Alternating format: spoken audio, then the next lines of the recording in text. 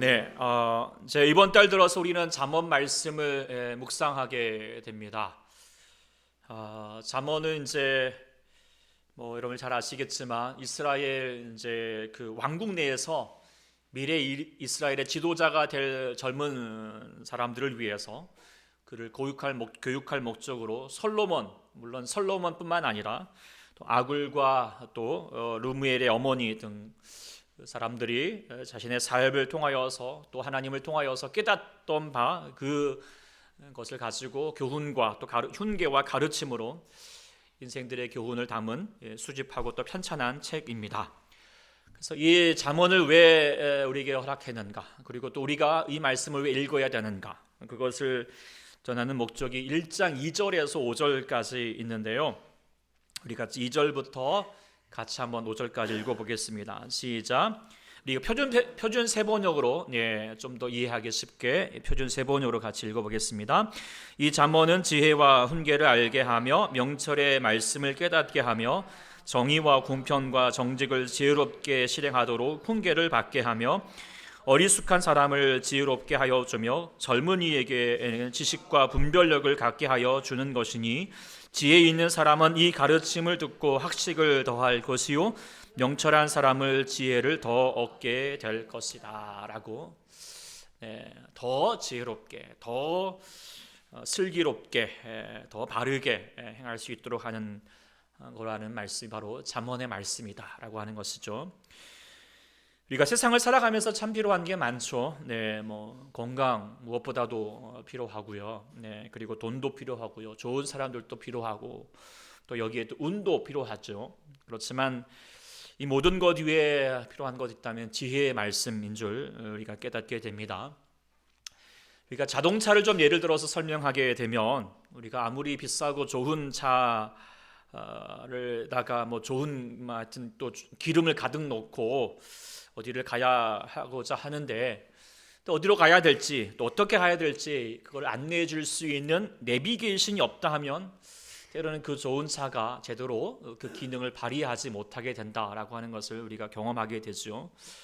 뭐 요즘 이제 내비게이션 너무 참 많이 좋아졌잖아요. 그래서 목적지만 가는 것이 아니라 어디가 막히는지 어디가 공사하는지 그리고 또 뭐 어디 뭐 속도 감식 카메라가 어디 있는지 그것도 알려주고 그래서 이제 뭐 내비게이션 없이 어디를 간다라고 하는 것은 이제 상상 뭐 생각하지 못할 때가 되었고 특별히 이제 추석 명절 오가는 가운데도 많이 유용하게 사용했을 거라고 생각합니다. 그런데 이제 여러분들 생각해 보셨으면 만일에 이제 여러분들이 어디를 여행하려고 하는데 같이 가는 이제 운전하는 사람이 아유 나 몰라 난 그냥 뭐 내비게이션 필요 없어 난 내가 알아서 갈 거야 아유 뭐 그러면서 뭐 그냥 날 믿어봐 일단 가는 거야 뭐 길은 다 어디서 통해 있는 거야 이렇게 하면서 무작정 가려고 한다면 여러분들 그 사람하고 같이 여행 가고 싶겠습니까? 막 헤매고 있는데도 불구하고 어디 좀 가서 그러면 좀 누구한테 물어라 보라고 뭐 내비게이션 없으니까 그러는데도 읽어하고 아유 내 감각을 믿어보라고 끝까지 고집하면서 그냥 헤매고 있으면 어떻게 그냥 소위 말하면 화딱지가 나죠. 근데 인생을요 이렇게 살아가는 사람들이 많다는 거예요. 그러면서 자기 감각으로 자기 고집으로 살아가면서 그러면서 자신도 고생하지만 남도 고생시키는 사람들이 많죠. 인생은 막 사는 게 아니잖아요. 인생은 누구라도 처음입니다. 가보지 않은 길이지요. 그래서 지혜와 지식이 필요하다는 것을 우리가 살면 살수록 많이 깨달아가는 줄 믿습니다. 그래서 오늘 지혜와 지식을 집약해서 전해주시는 말씀 이 잠언이 우리에게 있다는 것이 얼마나 감사한지 모릅니다. 잠언이 총 몇 장인 줄 아세요? 31장. 왜 31장일까요? 하루에 한 장씩 읽어보라고. 그만큼 매일 우리가 이 말씀을 되새긴다면 우리가 살아가는 인생, 우리의 삶의 여행을 보다 더 바르고 또 슬기롭고 즐겁게 복되게 살아가게 될 줄 믿습니다. 자, 오늘 말씀은 이제 우리가 잠언 전체에서 가장 유명한 말씀이기도 하고 또 가르침의 요약본이라고 결론이라고 말할 수 있습니다. 이 안에는 참 많은 진리를 품고 있다라고 생각하게 됩니다. 이 말씀이 그저 솔로몬 시대의 삶의 지혜이거나 이스라엘 백성에게만 유용되는 필요한 교훈의 말씀이 아니라 하나님을 믿는 모든 사람들, 모든 시대에 우리에게 적용될 수 있는 신앙의 삶의 원리가 농축되어 있는 말씀이라고 생각합니다. 사실 이제 7절부터 9절까지 다 묵상하고자 했는데요. 말씀을 준비하다 보니까 7절만 묵상하자, 8절 9절 하다가는 또 시간이 많이 갈 것 같고, 제가 오늘은 다짐했거든요. 길게 하지 말자, 짧게 하자라고 이렇게 다짐해서 오늘 7절 한 절만 좀 묵상해 보고자 합니다. 그래서 이제 이 말씀을 이렇게 이제 순서적으로 한번 좀 제대로 더 한번 묵상해 보고자 하는데요. 먼저 여호와를 경외한다라고 하는 말을 이제 서두에 이렇게 얘기했습니다. 경외한다라고 하는 것이 무슨 뜻입니까? 바로 두려워한다라고 하는 말이죠. 그런데 여기서 말하는 두려움이라고 하는 것이 뭐 주인을 이렇게 이제 두려워하거나 또 백성이 폭군에 대하여서 갖는 공포심에 대한 두려움이 아닙니다. 가장 좀 이렇게 비교할 수 있는 것은 바로 자녀가 부모에 대해서 갖는 공경심 같은 것이죠. 거기에는 사랑과 신뢰와 존경의 마음이 합쳐진 마음이잖아요. 그러니까 지식의 근본은 뭐냐? 그것은 바로 우리가 여호와 하나님을 나의 아버지로 생각하면서, 그리고 우리 부모님을 공경하듯이 나도 우리 하나님을 그렇게 공경한다라고 하는 마음가짐을 갖자. 소위 마음가짐이죠. 지식에 대한 내용을 지금 얘기하는 것이 아니라 마음가짐, 태도가 그 삶을 지혜롭게 하는 것에 가장 기본이 된다라고 하는 것을 이렇게 말해주고 있죠. 그런데요, 이 기본도 안 되는 사람이 은근히 많고요. 그래서 인생이 복잡해지는 일들이 참 많잖아요. 세상에서 제일 못난 사람, 막가는 인생이 어떤 사람입니까? 부모를 무시하는 사람이잖아요. 함부로 대하고요, 공경하지도 않고요. 이런 사람 어떻게 됩니까? 결국 나중에는 막 사는 인생이 되죠. 막나니가 되고요, 막가파가 되는 거죠. 명절에도 이런 좀 정말 막가파 사람들이 심심치 않게 보도가 되잖아요. 왜 이렇게 이들이 그렇게 됩니까? 정말 두려워해야 될 대상과 두려워하지 않을 대상을 구별하지 못하는 미련함 때문입니다. 부모님은 우리를 사랑으로 대합니다. 그러니까 우리를 두렵게 하지 않죠. 공포심을 주지 않잖아요. 근데 정말 미련한 사람은 어떤 사람입니까? 두렵게 하지 않는다고 만만히 보면서 함부로 대하는 거죠. 이런 미련한 자녀들이 있다면 이 얼마나 답답하겠습니까? 미련하니까 막 살게 되는 것이잖아요. 우리의 자신의 존재의 근원 되신 부모님께도 공경하지 않고 살 때, 두려워하지 않고 살 때 막가는 인생이 되는 것처럼 우리 모든 인생의 근원이 쓰고 주관자 되시는 하나님을 공경하지 않는다면 그만큼 막가는 인생이 없을 거라고 생각하게 됩니다. 그래서 우리는 하나님을 향하여서 경외할 줄 알아야 할 것입니다. 인생을 살 때 우리가 무엇을 두려워하는지 잘 구별하는 것이 귀한 지혜인 것이죠. 우리가 하나님을 두려워하는 마음을 가지게 될 때 우리가 세상이 두렵지 않게 됩니다. 그러나 하나님을 두려워하지 않고 그냥 마음대로 함부로 대하게 되면 세상이 더 두려워질 수밖에 없다는 것을 우리가 깨달아야 할 줄 믿습니다. 그래서 우리는 하나님을 경외하는 것, 하나님을 절대자로서 우리 하나님의 자리로 인정하고 하나님을 전적으로 신뢰하고 의지하고 순종하고자 하는 그 마음가짐, 그 삶의 자세가 우리가의 가장 기본이 될 수 있기를 소망합니다. 그럴 때 우리 인생을 지혜롭게 할 수 있다라고 하는 거 먼저 오늘 본문 말씀은 얘기해주고 있다는 것이죠. 그래서 하나님을 여호와를 경외하는 것이고요. 그리고 그 여호와를 경외하는 것이 지식의 근본이라고 얘기를 했어요. 이 지식의 근본이다라고 한 말을 우리가 대해서 오해하지 말 것은 지식의 전부라고 말하지 않았고요. 지식의 근본이다라고 그렇게 얘기했던 것을 좀 되새겨 봐야 할 것이 있다 생각하게 됩니다. 왜냐하면 어떤 사람들은 성경의 지식, 그러니까 하나님을 아는 지식, 그것만 최고이고 다른 세상의 지식들, 일반적인 학문들은 터부시 않은 해야 된다라고 하는 것으로 오해하는 경우들이 은근히 있습니다. 지난 주일 말씀처럼 하나님은 세상에 지식이 있는 자라들을 파하시고 우리의 지식이 부족하신다라 우리를 사용하신다라고 하니까 우리가 공부해봤자 그거 중요하지 않아, 그거 하나도 필요하지 않아, 별거 안 해도 된다라고 하면 세상과 담쌓고 일반 학문들 우리 학생들 같은 경우에는 공부 그거 괜찮아, 안 해도 돼, 이런 식으로 그냥 우리가 오용을 해가지고 하고 있다면, 그래서 우리가 안타까운 일이 될 수밖에 없다는 것입니다. 그래서 오직 성경만 알고 우리가 하나님 그것만 아는 것이 다다, 어떤 마음인지는 알겠지만 결코 지혜롭지 못한다, 하나님의 뜻도 아니다라고 하는 것이겠죠. 근본이다라고 말했던 것을 이야기해 보고 있다는 것은 지식, 하나님의 아는 지식도 있겠지만 다른 지식도 필요하다라고 하는 것을 이야기해 주고 있는 것이죠.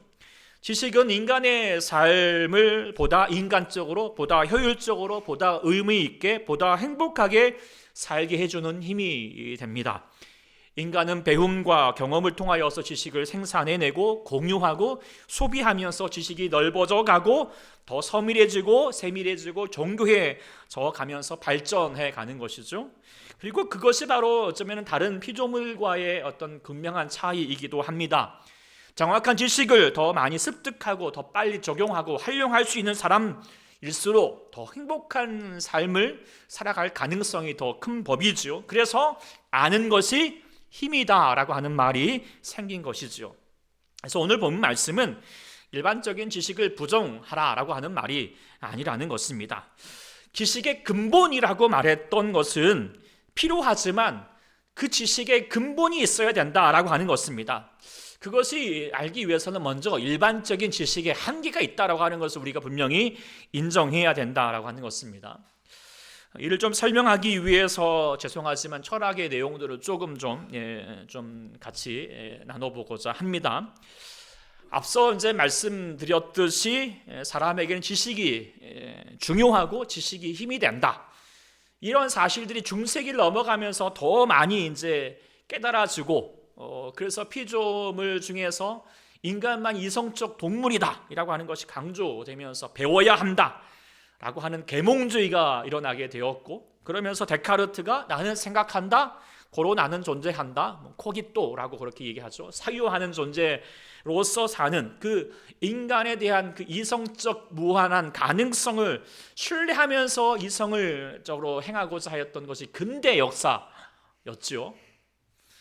그리고 정말 그 인간의 이성의 힘이 대단했지요. 그 근대 이후로 인간의 발전은 폭발적이었습니다. 그런데 이제 현대가 되어 가면서부터 이런 인간 이성의 가능성에 대해서 이제 그 무한 신뢰를 보냈던 것이 무너지기 시작을 했죠. 지식한다라고 하는 것은 지식을 하는 주체가 있고요, 또 지식을 하는 대상이 있겠죠. 지식을 하는 주체가 누구예요? 바로 사람이잖아요. 그런데 인간의 지식의 주체로서의 사람의 한계가 분명히 있다. 지식하는 함에 한계가 있다라고 하는 것을 많이 제시가 되고 있는데, 그 대표적인 철학자가 바로 하이데거라고 하는 사람입니다. 죄송합니다. 어쨌든 그런데 이 사람이 무엇을 이렇게 이제 사유하고자 한다, 이성으로 깨닫고자 한다 하더라도 완전한 객관적인 사유가 정확한 지식을 얻기가 불가능하다라고 말을 하고 있어요. 왜냐하면 사람은 시간과 장소에 구속되어 있는 현 존재라고 이제 어떤 중요한 개념을 얘기하는데, 거기에 이렇게 이제 얽매여 있기 때문에 뭔가 인간과 또 인간의 세계에 대해서 사유한다라고 하는 것은 어떤 정확성과 객관성을 잃을 수밖에 없다라고 하는 것을 얘기했죠. 하여튼 복잡한 내용인데, 하여튼 이 하이데거 철학이 너무 쉽지가 않지만, 그거 더 설명하지 않더라도 그 하이데거 자신을 통하여서도 그것이 증명돼요. 이 똑똑한 이 하이데거 철학자가 나중에는 이제 당시에 그 독일의 그 히틀러의 나치즘 당원으로 들어가가지고 나치즘에 막 같이 들어가야 된다고 막 선동하였던 사람이 되기도 했습니다. 그러니까 자신의 현 시간과 자신의 현재의 그 지식으로는 이게 맞아, 이렇게 하는 것이 맞아 라고 하면서 말할지 몰라도, 그 역사적인 전체적인 평가 안에서는 뭐예요? 그게 맞는 게 아니라 틀린 것이 될 수밖에 없었다는 것이죠. 그래서 흔히들 말하잖아요. 그때는 맞아도 지금은 틀리다. 아니 또 지금은 그때는 또 틀려도 지금은 맞을 수도 있고요. 그러니까 지금 우리가 현재에서 내가 깨달았던 지식이라고 해서 내가 알았던 것이라고 해서 맞은 이것이 진리다라고 말할 수 없다라고 하는 것, 그 한계가 분명히 있다는 것을 얘기해 주고 있는 것이죠. 그리고 또한 지식의 대상도 불정확합니다. 우리가 이제 지식을 대상은 눈에 보이는 것을 보통 많이 삼고 있잖아요. 눈에 보여야 학문의 대상으로 신뢰성을 이제 갖게 됩니다. 그래서 정말 눈에 보이는 것을 보고자 하기 위해서 이제 예를 쓰고 그래서 더 정확하게 알기 위해서 확대해보고 확대해봤더니 이 물질이라고 하는 것 세상에 주어져 있던 것이 분자로 되어 있더라. 근데 이거 또 보니까 도쪽에니까 이건 원자이더라. 도쪽에 보니까 이건 양자더라. 이렇게 얘기하는데 또 이 양자가 어떻게 구성되는지 그걸 설명해 줄 수 있는 양자 역학을 지금 과학자들도 제대로 설명할 수 있는 사람이 아무도 없거든요. 뭔지를 모르겠다. 대강은 뭔지를 알겠지만 정확하게 규명되고 있지 않습니다. 그러니까 눈에 보이는 것이 눈에 보이는 게 다가 아니거든요. 그래서 인간의 삶에 그리고 게다가 또 우리가 인간에게 필요한 지식들은 눈에 보이는 대상만이 아니라 눈에 보이지 않더라도 소위 말하면 역사라든지 어떤 가치라든지 윤리라든지 그런 모든 것들이 눈에 보이지 않은 것들이 더 우리의 삶에 중요한 살아가는 데 중요한 지식이 된다라고 하는 것을 깨닫게 되어 간다면 우리가 단지 눈에 보이는 것만을 신뢰할 수는 없다. 눈에 보이지 않더라도 그것 가운데 우리가 더 그걸 규명해 볼 필요가 있는데 그게 눈에 보이지 않으니 쉽지 않을 때가 참 많은 것이죠. 하여튼 죄송합니다. 이런 복잡한 철학과 잘 알지도 못하는 과학 얘기를 해서 죄송하지만 어쨌든 이제 이야기하고자 하는 것은 일반 지식도 중요하지만 삶의 지혜를 갖게 하는 것의 근본이 될 수는 없다. 이거를 이미 하여튼 이 솔로몬 이 9세기 전부터 얘기해 주었다라고 하는 것이 아주 중요하고 또 우리가 그것을 깨닫고자 하는 것이죠. 즉 우리가 지식하는 지식 주체가 되는 인간도 한계가 있고요. 지식하는 대상도 한계성을 가질 수밖에 없다라고 하는 것을 바라본다면 안다고 해도 그걸 아는 것이 아니다라고 하는 것을 인정하지 않을 수 없다라고 하는 것이죠. 우리가 일반의 학문도 그러한데 우리 하나님을 안다라고 하는 것은 우리가 할 수 있는 것은 정말 부족하다. 한계성을 가질 수밖에 없다는 것을 극명할 것입니다. 그래서 우리가 하나님에 대한 지식도 또 세상의 모든 지식도 마치 결국에는 장님이 코끼리 만지는 꼴이 될 수밖에 없는 거죠. 그런데도 많은 사람들이 자기가 가진 지식을 절대화시키면서 이 코끼리는 기둥이야. 아유 너 틀렸어. 이 토끼리는 이 벽과 같은 거야. 이렇게 주장하면서 막 자기 서로 우겨대고 있는 우픈 현상들이 아직도 많이 벌어지고 있죠. 추석이 되어도 어떻게 합니까? 다 세상사에 대해서도 정치에 대해서도 아유 니는 몰라 넌 틀렸어 내가 맞아 이렇게 서로 싸워대고 있는 모습들이 뭐예요? 지식이 가지는 한계성을 다시 더 얘기해주고 있는 내용이라고 말할 수도 있을 것 같습니다. 그럼 어떻게 해야 될까요? 아유 나도 모르고 니도 모르니까 아유 그냥 무식한 대로 살자. 물론 이런 흐름들도 포스트 모더님 되면서 있기도 하지만 아니면 인생은 막 사는 게 아니잖아요. 그냥 이거 일단 살고 보는 거야. 이렇게 살아서는 안 됩니다.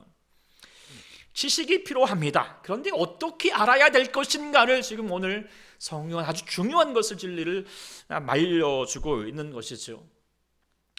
우리가 우리의 주어지는 모든 지식을 제대로 알아가려면 먼저는 우리가 지식의 주체로서 인간의 한계성을 인정해야 된다는 것입니다. 내가 다 알 수 있는 것이 아니다. 내가 아는 것이 다 진리가 아니다. 맞는 것이 아니다. 그래서 우리는 늘 항상 겸손해야 할 것입니다. 우리가 특히 하나님에 대하여서 스스로 안다라고 하는 것이 불가능하다라고 하는 것을 인정해야 할 것입니다. 그래서 내가 모른다고 아유 하나님 안 계셔라고 말할 수도 없는 것이고 내가 하나님 이렇게 경험했어 이거 하나님 이거야 라고 또 그렇게 함부로 이 하나님 이거라고 그렇게 전부인 것이 그냥 함부로 주장해서도 안 되고 또 사람들이 이렇게 이야기했다고 해서 그것도 다가 아니라 그것이 하나님일 수 없다는 것입니다. 그렇다면 우리가 어떻게 하나님을 알 수 있을 것일까? 그것은 바로 하나님께서 스스로 알려주셔야 한다라고 하는 것이죠. 그것을 뭐라고 말하죠? 그것을 바로 계속 몇 번 말씀드리지만 계시라고 하죠. 열어서 10개자 보여줄 십자, 열어서 우리 가운데 드러내 주시는 것, 계시입니다.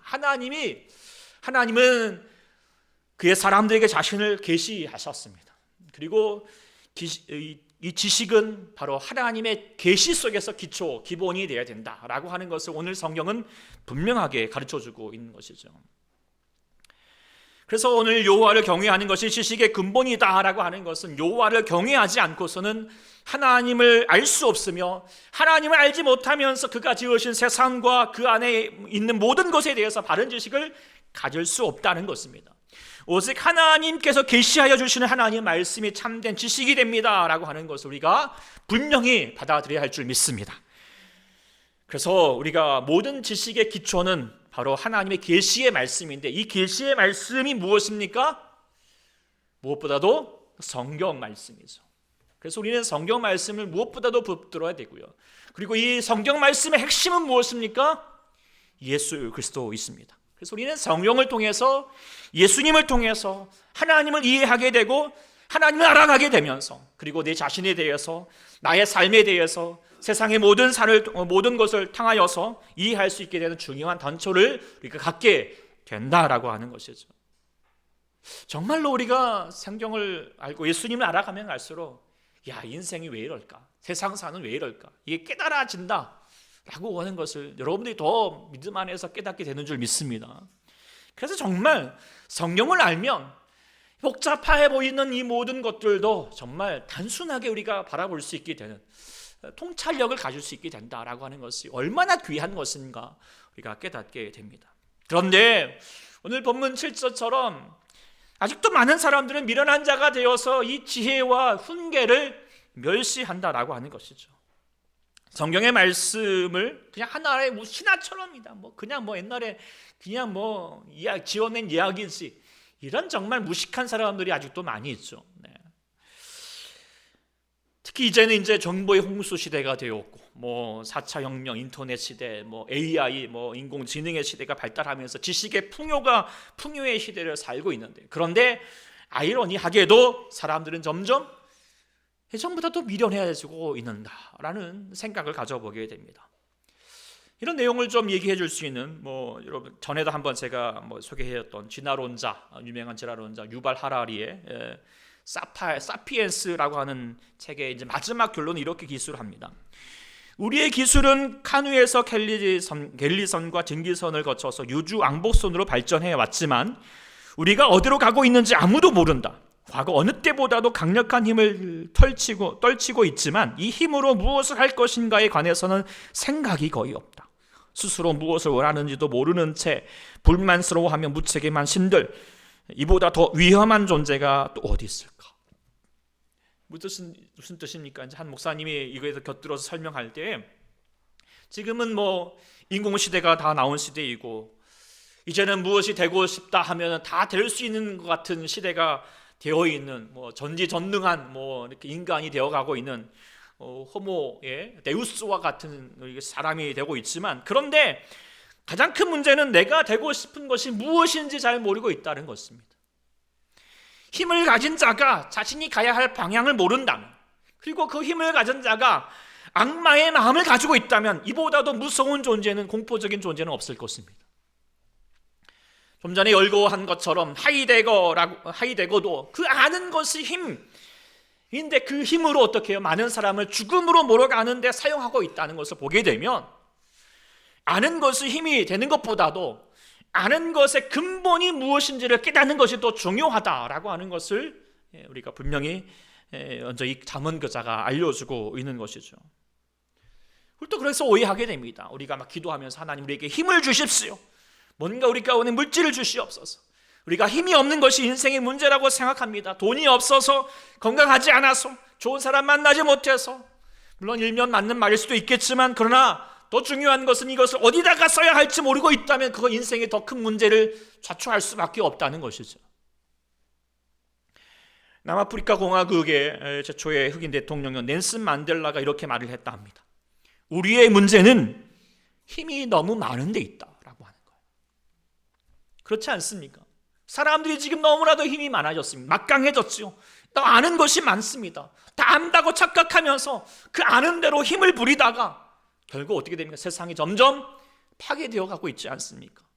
더 서로 혼돈만 가중되었고 이전보다도 더 어찌 될지 모르는 미궁의 세상이 되어가고 있는 거 우리가 보고 있지 않습니까? 차라리 몰랐으면, 그들이 말하는 것처럼 차라리 원숭이처럼 아무것도 모르는 존재였으면 차라리 이 세상이 낫지 않았을까라는 생각도 가져보게 되는 거 있지 않습니까? 그런데 하나님은요, 우리 사람을 그렇게 창조하지 않았습니다. 그렇게 되기를 원하지 않는다는 것입니다. 우리 가운데 알아가기를 원하고 우리에게 일상을 허락하시고 그 많은 지식을 통하여서 우리의 삶을 보다 더 바르게, 보다 더 풍요롭게 살아가기를 원한다는 것입니다. 그런데 그러기 위해서는 먼저 무엇을 해야 될 것인가? 바로 여호와를 경외하는 자가 되어야 된다. 그 하나님을 먼저 아는 자가 되어갈 때 우리에게 주어지는 모든 삶을 보다 더 귀하게 살아갈 수 있다는 것을 오늘 잠언 기자는 분명하게 이야기해주고 있는 것이지요. 이제 말씀을 맺고자 합니다.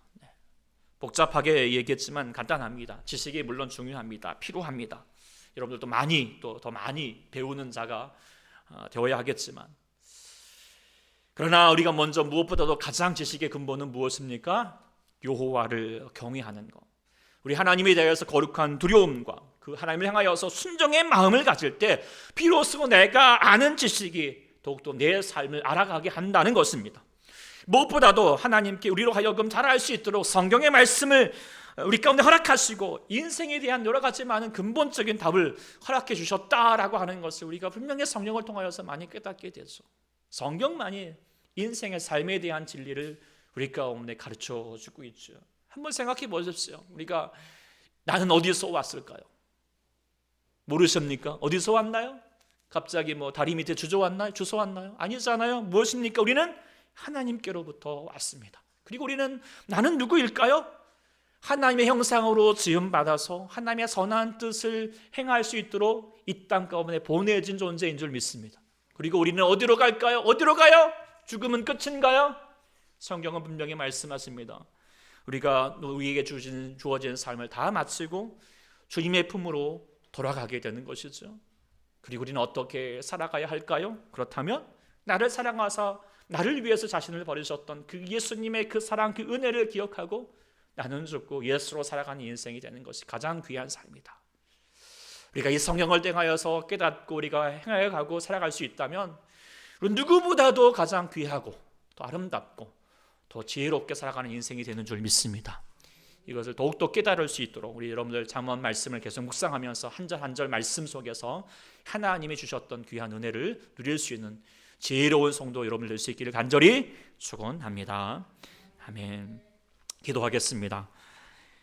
주 하나님 아버지, 우리가 인생을 살아감에 있어서 우리에게 많은 필요한 것이 있겠지만 무엇보다도 인생을 어떻게 살아갈 것인가, 무엇으로 살아갈 것인가, 우리가 지식이 필요할진데 우리가 때로는 세상 지식에 또 아니면 내가 아는 것이 내가 맞다라고 하는 고집에 우리의 오만한 마음에 하나님을 두려워하지 아니하고 우리가 내 인생을 내 뜻대로 살고자 하는 그런 우리들의 미련한 모습들이 있음을 다시 우리 주님 아버지 앞에 고백하게 됩니다.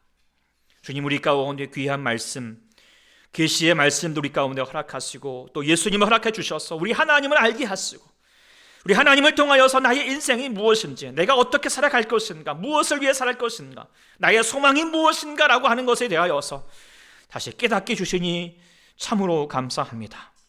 아버지 하나님, 우리가 인생을 살아갈 때마다 먼저 주님을 아는 지식이 우리 가운데 있게 도와주셔서 이를 더 깨닫게 하시고 성령 안에서 주신 말씀으로 다시 한번 그 뜻을 우리가 분명히 알아서 그 말씀에 화답하면서 아멘 영광 돌리면서 우리가 주님의 뜻대로 살아갈 수 있는 주의 지혜로운 자들 될 수 있도록 역사하여 주시옵소서. 감사드리며 예수님의 이름으로 간절히 기도하옵나이다. 아멘.